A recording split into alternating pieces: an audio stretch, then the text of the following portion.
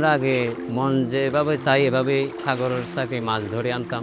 দিন দিন মাছ এভাবে ধরতে থাকলে কমে যাবে। আগে আমরা শাপলা ফাটা বিক্রি করে ফেলতাম, হাঙ্গর মেরে ফেলতাম। চিড়া জাল ফেলালে, প্লাস্টিক ফেলালে, পুরা তৈল ফেলালে কি হইতে আমরা আগে জানতাম না।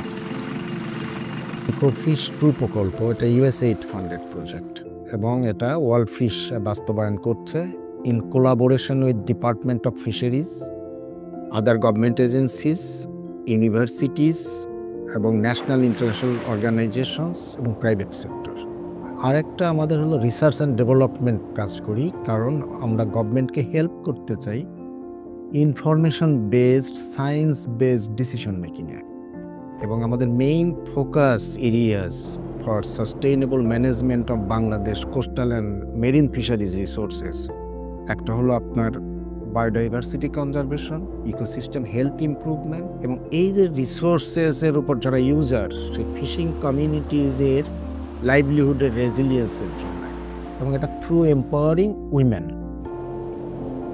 সরকার ঘোষিত যে বন্ধ দিয়েছে, কেন বন্ধ দিয়েছে এটা আমরা এভাবে এত গভীরভাবে জানতাম না, কিন্তু ওই যে ইকোফিশের প্রশিক্ষণের মাধ্যমে আমরা জানতে পেরেছি সাগরে কেন মাছ ধরা বন্ধ দিয়েছে। বন্ধের সময় আমরা সাগরে যাই না, সাগরে না যাওয়ার কারণে অনেক অনেক মাছ সাগরে বৃদ্ধি পাচ্ছে। প্রথম সাগর বন্ধ দিয়ে আমরা বসে থাকতাম, কিছু পাইতাম, কিছু না পাইতাম, আমাদের অভাব থাকতো। প্রশিক্ষণের মাধ্যমে চলার একটা কৌশল আমাদেরকে শিখিয়ে দিয়েছে। ওয়ার্ল্ড ফিশ ট্রেনিং শিখছি যে জীব বৈচিত্র্য কীভাবে রক্ষা করতে হয়। কাছে আমরা এখন ফেলে ছেড়ে দিই, চাপলা হাতে ফেলে ছেড়ে দিই, হাঙ্গর ছেড়ে দিয়ে ফেলায়। যে আগে আমরা সিঙ্গেল কয় নম্বর ওটা জানতাম না, বাতাস গতি কত থাকবে, কোন সময় আমরা চলে যেতাম, লাইফ জ্যাকেট ছিল না, ওটাও জানতাম না। এখন আমরা প্রশিক্ষণ থেকে অনেক কিছু শিখছি।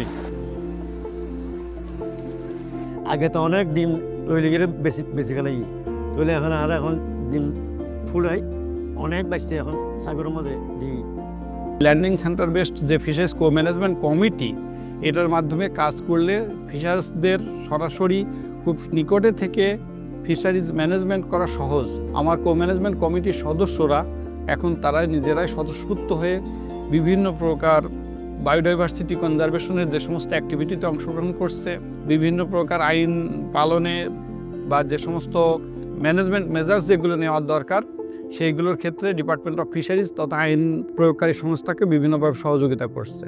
সহ ব্যবস্থাপনা বলতে আমরা সাগরের সম্পদ রক্ষার্থে, সাগরের জৈব বৈচিত্র্য রক্ষার্থে আমরা একটা কমিটি করছি, সহ ব্যবস্থাপনা কমিটি। এটার সাথে জড়িত আছে আমার বুট মালিক, জেলে, শ্রমিক, বরফ ব্যবসায়ী, মাছ ব্যবসায়ী, ইউনিয়ন পরিষদ, মৎস্য অফিস, সবাই জড়িত এখানে এই সহ ব্যবস্থাপনা কমিটিতে। কুলোঘাটের কাজ হইল সাগর পরিচ্ছন্নতা রাখা, সাগর পাড়ে এবং সাগর ভিতরে পলিথিন জাতীয় জিনিস, চিরা জাল, ফাড়া জাল, ওটা তুলে নির্ধারিত জায়গায় রাখা। সাগরের যে আবর্জনাগুলো আছে সাগরে এই হজম হয় না, এগুলো আমি মাঝি নাইয়াদেরকে দিয়া কিছু টাকা দিয়ে এখানে উঠাই আনি। ময়লাটা আনি আমি এখানে ডাস্টবিনে মজুত করি, ওখানে যদি ফুরে যায় তারপর আরেক জায়গায় নিয়ে রাখি। যেটা পুরানো হয় ওইটা পুরি বেলায়, যেটা মানি রাখতে হয় ওইটা রাখে দিই। আমাদের সিটি সার্ভিসের যে দায়িত্ব আমাদেরকে দিয়েছে, এই দায়িত্ব আমরা মোবাইলের মাধ্যমে আমরা পৌঁছে দিই। 1 মাসের মধ্যে বা 5 বার গেছি বা 10 বার গেছি, যতবার যাই ততবার আমরা টাকার সাথে সাথে পৌঁছে দিয়েছি। দিন আমাদের ঘাটে যে মাছগুলা সাগর থেকে উত্তোলিত হয়, এই মাছগুলো ল্যান্ডিং সেন্টারে চলে আসে। এই ল্যান্ডিং সেন্টার থেকে কত প্রকার মাছ, পাশাপাশি মাছের ওজন এবং খুচরা দর কীরকম, এগুলো কালেক্ট করে ইকোফিশ 2 প্রকল্পে সাহায্য করে থাকি। আমরা 15,000 মৎস্যজীবী পরিবার নিয়ে কাজ করেছি। প্রথমে আমরা যে কাজটি করেছি, নারীদেরকে নির্বাচিত করেছি, অর্থাৎ মৎস্যজীবী পরিবারদেরকে নির্বাচিত করেছি। আমরা একটি গ্রুপ গঠন করেছিলাম, women income and nutrition group, wing সংক্ষেপে, এবং আমরা 222টি উইং নিয়ে কাজ করেছি। সরাসরি শিখাইছে, 1-2 শিখাইছে, যোগ বিয়োগ শিখাইছে। এখন আগে না জানি, আমি বা তো জানিরা। অনেক গরিব পরিবার আছে তারা অসচেতন ছিল, তারা শাকসবজির বিষয়ের উপর কোন পুষ্টি কি আছে এবং কোন মাছ মাংসের উপর কি আছে সে বিষয়ে তাদের অজ্ঞ ছিল। প্রশিক্ষণের মাধ্যমে ওরাও কিছু শিখতে পারছে, পাশাপাশি আমরাও ওখান থেকে জ্ঞান অর্জন করতে পারছি। ওটা নিয়ে আমরা তাদেরকে সবসময় সচেতন করি, হাঁস মুরগি কীভাবে পালন করবে এবং শাকসবজি কীভাবে চাষ করবে, এবং যাদের বসত বাড়ির আঙিনায় শাকসবজির জায়গা থাকে না তারা যাতে চালের উপর বস্তা পদ্ধতি ক্যারেট পদ্ধতিতে কীভাবে চাষ করবে সে বিষয়ে তাদেরকে ধারণা দিয়ে থাকি। তো পাই, টিয়া পাই, শাকসবজির দানা পাই, ট্রেডিং পাই, সরাসরি হইতে গিয়া পর্যন্ত শিখি। তো গরম নাই যে আবার সিলাই মেশিন পাই, সিলাই মেশিনের নাই যে হাঁস গিয়ে শিখি, ওরা মাইয়ারও শিখাই, সেলরও শিখাই। মাসে 2000 করে পাই, 1500 করে পাই। আর ঘরের ছেলে আছে, মেয়ে আছে, তারা কিনো ছিলেন নিজের কিনোই না, আর নিজের সিলাই আর গরম ফিতনের নাই যে দিতে পারি, গাত পরাই পারি। ইকোফিশ 2 আমাদের দীর্ঘ 5 বছর এই কাজ করেছে কো ম্যানেজমেন্ট নিয়ে। এই বিষয়গুলো বাস্তবায়ন করতে গেলে অবশ্যই কো ম্যানেজমেন্টের প্রয়োজন হয়। এই কো ম্যানেজমেন্টের সাথে আমাদের দেশের যে বৃহৎ জনগোষ্ঠী রয়েছে উপকূলীয় অঞ্চলে তাদেরকে সংগঠিত করে তাদের মাধ্যমেই বিভিন্ন কার্যক্রম বাস্তবায়ন করা হয়ে থাকে।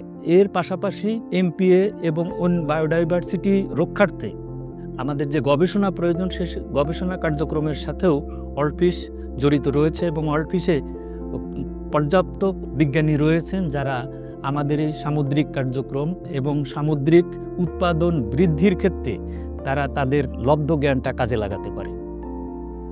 ফিশার ম্যানেজমেন্ট অ্যাকশন প্ল্যান মৎস্য বিভাগের সাথে মিলে তৈরি করা হয়। ইলিশ মাছের যে উৎপাদন এটা প্রায় দ্বিগুণের মতো বৃদ্ধি পায় এবং অন্যান্য মাছের উৎপাদনও এক্ষেত্রে ব্যাপকভাবে বৃদ্ধি পায়। ইকোফিশ 2 প্রকল্পে মূল যেটা বিষয় ছিল সেখানে কিভাবে ইকোসিস্টেম ব্যবস্থাপনার মাধ্যমে জীববৈচিত্র্য রক্ষা করা এবং এর জন্যই প্রয়োজনীয় যে এমপিএ সহ আরও অন্যান্য যে সংরক্ষণমূলক যে পদক্ষেপ এটা ইকোফিশ 2 প্রকল্প গ্রহণ করেছে, এবং ভবিষ্যতে ব্লু ইকোনমি কানেক্টেড যে কার্যক্রম সেখানে এটা অনেক বেশি অবদান রাখবে। ইকোফিশ বিডি প্রকল্পতে আমরা মূলত মেঘনা অববাহিকায় মৎস্য সম্পদ সংরক্ষণে নানান ধরনের উদ্যোগ নিয়েছি, যার বেশ কিছু উদ্যোগ ইতিমধ্যেই স্থানীয় এবং জাতীয় পর্যায়ে প্রশংসিত এবং স্বীকৃত হয়েছে। এরই ধারাবাহিকতায় 2020 সাল থেকে আমাদের ইকোফিশ 2 প্রকল্পের আওতায় আমরা সামুদ্রিক মৎস্য সম্পদ সংরক্ষণ এবং উপকূলীয় জীববৈচিত্র্য সংরক্ষণে নানান ধরনের পদক্ষেপ ইকোফিশ 2 প্রকল্পের আওতা থেকে নিয়ে আসছি। ইকোফিশ 2 থেকে আমরা যেই ফলাফল অর্জন করলাম সেই ফলাফলগুলো সর্বোচ্চ ব্যবহারের মাধ্যমে ভবিষ্যতে যাতে আমরা সুনীল অর্থনীতির সম্পূর্ণ সুবিধা গ্রহণ করতে পারি, এগুলো টেকসই সুবিধা আনার জন্য সেই কাজগুলোকে সম্পূর্ণ পৃষ্ঠপোষকতার সাথে সামনে এগিয়ে নিয়ে যাওয়া।